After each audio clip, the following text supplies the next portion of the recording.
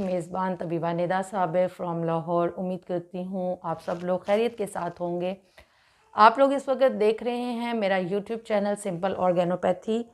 मेरे चैनल को सब्सक्राइब कर लीजिए, बेल आइकॉन को प्रेस कर लीजिए ताकि आप लोगों को मेरी नई से नई आने वाली वीडियोस जो हैं वो मिलती रहें।